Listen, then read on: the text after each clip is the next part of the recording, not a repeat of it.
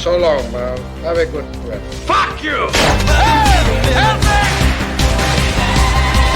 Taking maybe one step more. I really lost my little friend. The Kolbrin, the Book of Manuscripts, the Treasury of Life. Chapter 6, The Dark Days. The dark days began with the last visitation of the Destroyer, and they were foretold by strange omens in the skies. All men were silent and went about with pale faces. The leader of the slaves which had built a city to the glory of Thom stirred up unrest, and no man raised his arm against them. They foretold great events of which the people were ignorant, and of which the temple seers were not informed. These were the days of ominous calm, when the people waited for they knew not what. The presence of an unseen doom was felt. The hearts of men were stricken. Laughter was heard no more, and the grief and wailing sounded throughout the land. Even the voices of children were stilled, and they did not play together, but stood silent. The slaves became bold and insolent, and women were the possession of any man. Fear walked the land, and women became barren with terror. They could not conceive, and those with child aborted. All men closed up within themselves. The days of stillness were followed by a time when the noise of trumpeting and shrilling was heard in the heavens, and the people became as frightened beasts without a herdsman, as asses when lions prowl without their fold. The people spoke of the God of the slaves, and reckless men said, if we knew where this God were to be found, we would sacrifice to him. But the God of the slaves was not among them. He was not to be found within the swamplands or in the brick pits. His manifestation was in the heavens for all men to see. But they did not see with understanding, nor would any God listen, for all were dumb because of the hypocrisy of man. The dead were no longer sacred and were thrown into the waters. Those already entombed were neglected, and many became exposed. They lay unprotected against the hand of thieves. He who once toiled long in the sun, bearing the yoke himself, now possessed oxen. He who grew no grain, now owned a storehouse full. He who once dwelt at the ease among his children, now thirsted for water. He who once sat in the sun with crumbs and dregs, was now bloated with food. He reclined in the shade, his bowls overflowing. Cattle were left unattended to roam the strange pastures. Cattle were left unattended to roam into strange pastures, and men ignored their marks and slew the beasts of their neighbors. No man owed anything. The public records were cast forth and destroyed, and no man knew who were slaves and who were masters. The people cried out to the Pharaoh in their distress, but he stopped his ears and acted like a deaf man. There were those who spoke falsely before Pharaoh and had gods hostile towards the land. Therefore the people cried out for their blood to appease it. But it was not these strange priests who put strife in the land instead of peace, for one was even of the household of Pharaoh, and walked among the people unhampered. Dust and smoke clouds darkened the sky, and colored the waters upon which they fell with a bloody hue. Plague was throughout the land. The river was bloody, and blood was everywhere. The water was vile, and the men's stomachs shrank from drinking. Those who did drink from the river vomited it up, for it was polluted. The dust tore wounds in the skin of man. The dust tore wounds in the skin of man and beast. In the glow of the destroyer, the earth was filled with redness. Vermin bred and filled the air and face of the earth with loathsomeness. Wild beasts afflicted with torments under the lashing sand and ashes came out of their lairs in the wastelands and cave places, and stalked the abodes of men. All tame beasts whimpered, and the land was filled with the cries of sheep and the moans of cattle. Trees throughout the land were destroyed, and no herb or fruit was to be found.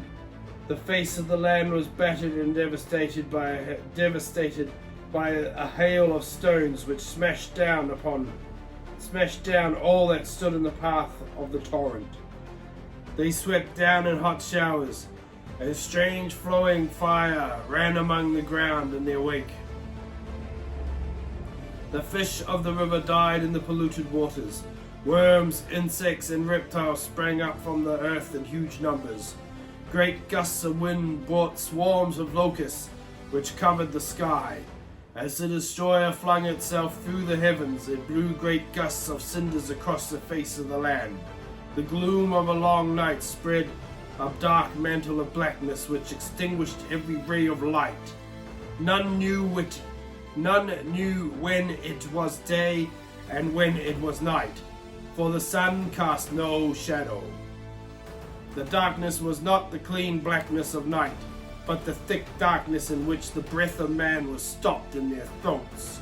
Men gasped in a hot cloud of vapor which enveloped all the land and snuffed out all the lamps and fires. Men were benumbed and lay moaning in their beds.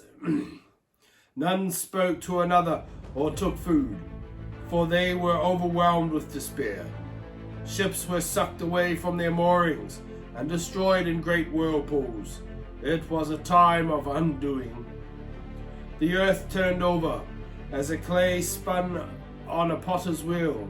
The whole land was filled with uproar from the thunder of the destroyer overhead and the city of the people.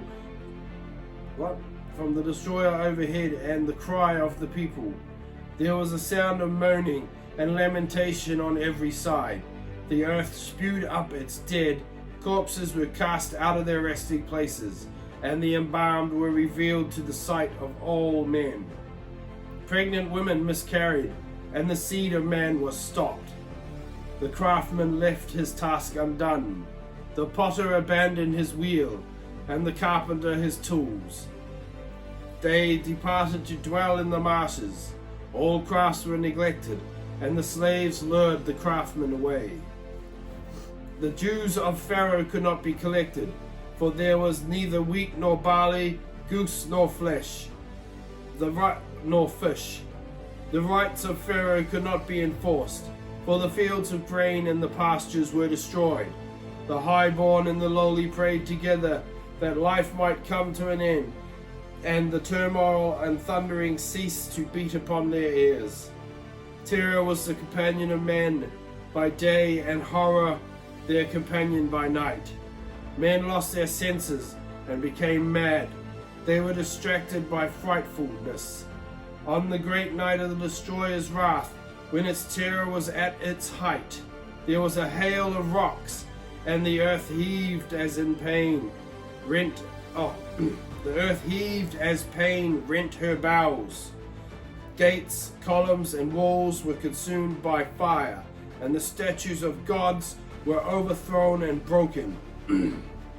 People fled outside their dwellings in fear and were slain by the hail. Those who took shelter from the hail were swallowed when the earth split open. The habitations of men collapsed upon those inside, and there was panic on every hand. But the slaves who lived in huts in the reed lands at the place of pits were spared. The land burnt like tinder. A man watched upon his rooftops, and the heavens hurled wrath upon him, and he died. The land writhed under the wrath of the destroyer, and groaned with the agony of Egypt. It shook itself, and the temples and palaces of the nobles were thrown down from their foundations. The highborn ones perished in the midst of the ruins, and all strength of the land was stricken. Even the great one, the firstborn of Pharaoh, died with the highborn in the midst of the terror and falling stones. The children of princes were cast out into the streets, and those who were not cast out died within their abodes. There were 9 days of darkness and upheaval, while the tempest raged such as never had been known before. When it passed away, brother buried brother throughout the land. Men rose up against those in authority and fled from the cities to dwell in tents in the outlands. Egypt lacked great men to deal with the times. The people were weak from fear and bestowed gold, silver, lapis lazuli, turquoise, and copper upon the slaves. The people were weak from fear and bestowed gold, silver, lapis lazuli, turquoise, and copper upon the slaves. And to their priests they gave chalices, urns, and ornaments. Pharaoh alone remained calm and strong in the midst of confusion. The people turned to wickedness in their weakness and despair. Harlots walked through the streets unashamed. Women paraded their limbs and flaunted their womanly charms. High-born women were in rags, and the virtuous were mocked. The slaves spared by the destroyer left the accursed land forthwith. Their multitude moved in the gloom of the half-dawn, under the mantle of fine, swirly grey ash, leaving the burnt fields and shattered cities behind them. Many Egyptians attached themselves to the host, for one who was great led them forth, a priest prince in the inner courtyard. Fire mounted up on high, and its burning left with the enemies of Egypt. It rose up from the ground as a fountain, and hung as a curtain in the sky. In 7 days, by Remwar, the accursed ones journeyed to the waters. They crossed the heaving wilderness, while the hills melted around them. Above, the skies were torn with lightning. They were sped by terror, but their feet became entangled in the land, and the wilderness shut them in. They knew not the way, for no sign was constant before them.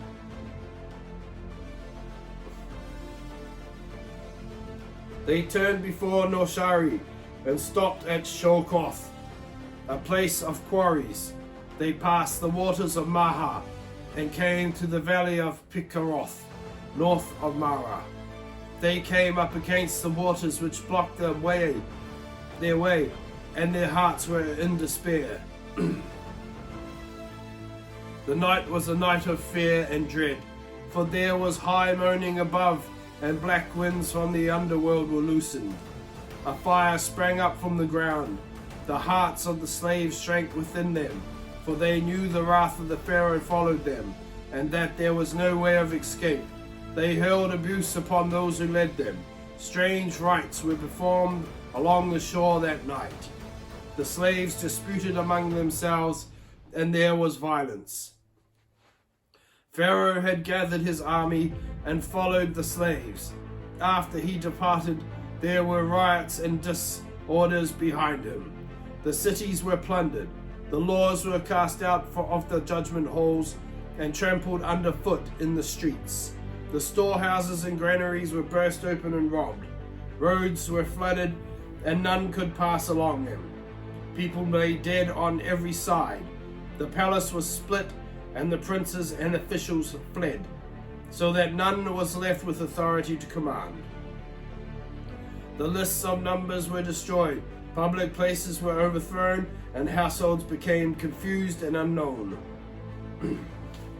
Pharaoh pressed on in sorrow, for behind him all was desolation and death. Before him were things he could not understand, and he was afraid. But he carried himself well and stood before his host with courage. He sought to bring back the slaves, for the people said their magic was greater than the magic of Egypt. The host of Pharaoh came upon the slaves by a saltwater shore, but was held back from them by a breath of fire. A great cloud was spread over the hosts and darkened the sky. None could see, except for the fiery glow and unceasing lightnings which rent the covering cloud overhead. A whirlwind arose in the east and swept over the encamped hosts. A gale raged all night, and in the red twilight dawn there was movement of the earth. The waters receded from the seashore and were rolled back upon themselves. There was a strange silence, and then in the gloom it was seen that the waters had parted, leaving a passage between. The land had risen, but it was disturbed and trembled. The way was not straight or clear. The waters were as if spun within a bowl. The swampland alone remained undisturbed. From the horn of the destroyer came a high, shrilling noise, from which stopped the ears of men.